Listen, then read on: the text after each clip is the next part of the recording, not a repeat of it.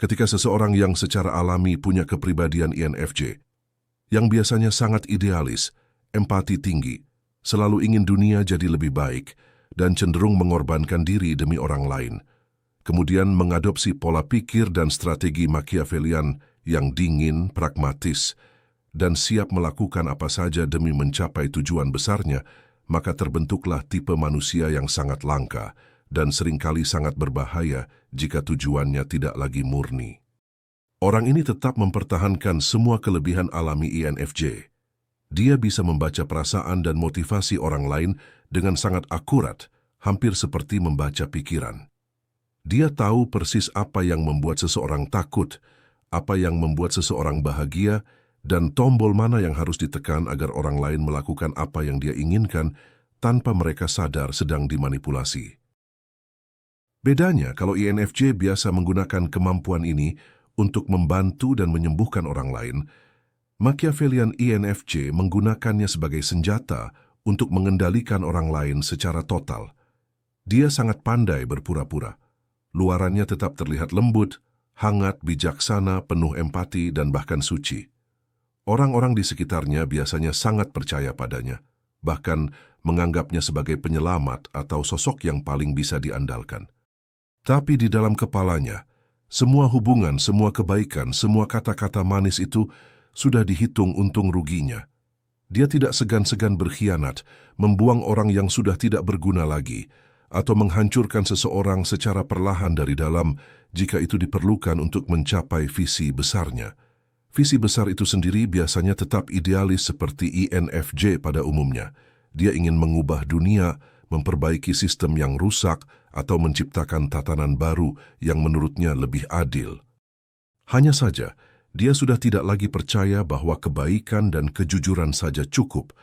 Dia yakin bahwa dunia ini terlalu kotor, manusia terlalu bodoh dan egois, sehingga satu-satunya cara untuk mencapai kebaikan yang sejati adalah dengan cara-cara kotor.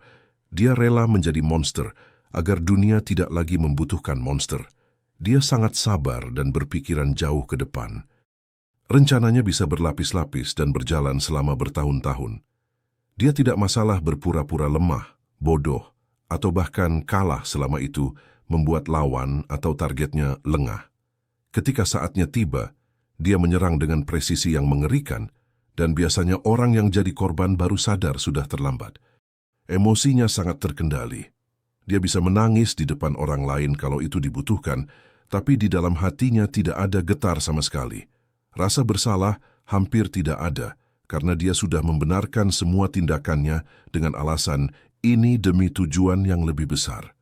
Dia melihat dirinya sendiri sebagai orang yang terpaksa kotor tangannya agar orang lain bisa hidup di dunia yang lebih bersih. Hubungan pribadinya sangat sedikit dan sangat terkontrol. Dia jarang benar-benar mencintai orang lain secara murni. Yang ada hanyalah seberapa berguna orang ini bagi rencana saya dan seberapa besar risiko kalau saya terlalu dekat dengannya. Bahkan pasangan atau sahabat terdekatnya pun seringkali hanya alat, meskipun dia bisa membuat mereka merasa sangat dicintai seumur hidup. Intinya, Machiavellian INFJ adalah tipe orang yang punya wajah malaikat, tapi otak dan tangan setan, yang benar-benar percaya bahwa dia adalah satu-satunya orang yang tahu jalan keluar dari kekacauan dunia ini. Dan karena itu dia merasa berhak menggunakan cara apapun. Dia adalah manipulator paling halus, paling sabar, dan paling berbahaya yang pernah ada. Karena motifnya bukan uang, bukan kekuasaan pribadi, bukan kesenangan. Motifnya adalah misi suci yang hanya dia sendiri yang paham sepenuhnya. Orang seperti ini, kalau berhasil bisa mengubah sejarah. Kalau gagal atau kehilangan kendali atas dirinya sendiri, dia bisa menjadi tiran yang sangat mengerikan karena dia tidak akan pernah merasa bersalah atas apa yang dilakukannya.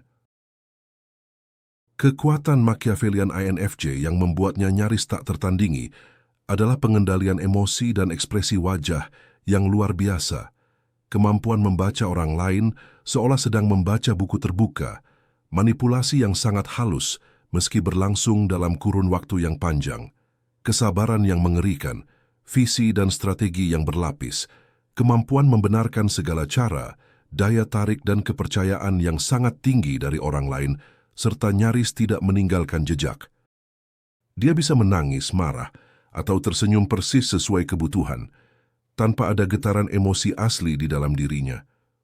Orang lain hampir tidak pernah tahu apa yang sebenarnya dia rasakan. Dia tahu motif tersembunyi, ketakutan terdalam, dan kelemahan orang lain hanya dengan beberapa kali bertemu atau mengamati. Dia bisa memprediksi reaksi orang jauh sebelum orang itu sendiri tahu akan bereaksi apa. Dia tidak perlu berbohong kasar. Cukup dengan kata-kata yang terlihat tulus, pujian kecil di saat yang tepat, atau diam di saat yang pas, dia sudah bisa mengarahkan orang lain ke arah yang dia inginkan tanpa orang itu sadar sedang dikendalikan. Dia bisa menunggu bertahun-tahun bahkan puluhan tahun untuk satu langkah besar. Dia rela jadi orang kecil, jadi bawahan, atau bahkan jadi korban sementara, asal nanti dia yang pegang kendali penuh. Setiap tindakannya punya minimal 3 lapisan tujuan.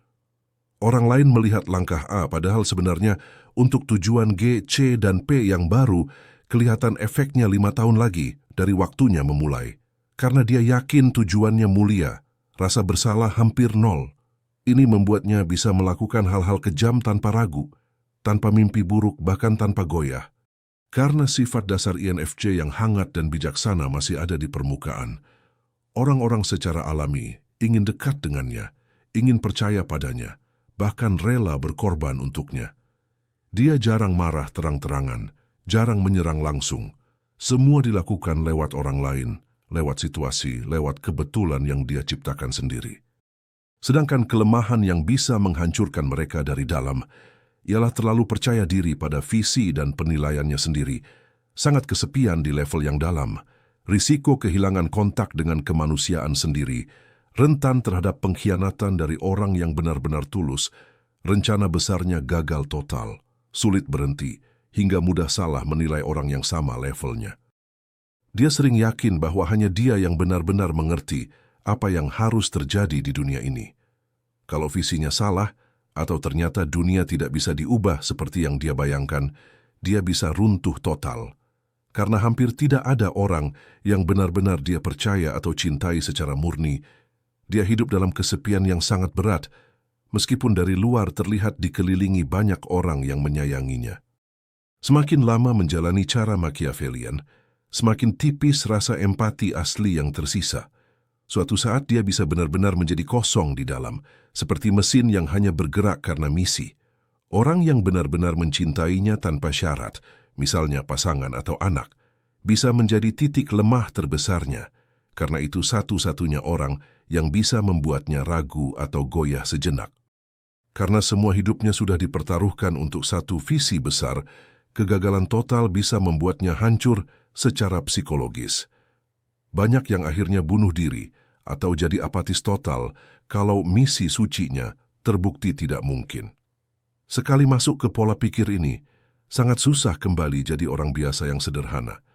Dia sudah terlalu terbiasa mengendalikan segalanya, sehingga hidup tanpa kontrol terasa seperti kekalahan. Dia sangat ahli membaca orang biasa, tapi kalau bertemu orang yang juga pintar manipulasi, atau orang yang benar-benar acak dan tidak bisa diprediksi, dia bisa salah langkah fatal. Intinya, Machiavellian INFJ adalah senjata paling tajam yang pernah ada di dunia manusia, tapi senjata itu juga bisa menusuk pemiliknya sendiri dari dalam kalau tidak hati-hati. Kekuatannya luar biasa, tapi harganya adalah jiwa dan kemanusiaannya sendiri. Baiklah kalau begitu seperti biasa, terima kasih sudah menyimak sampai sini. Jangan lupa subscribe Jeda Sibuk. Nantikan pembahasan saya selanjutnya. Saya, si ganteng nan tampan Fernando Widono. Sampai jumpa.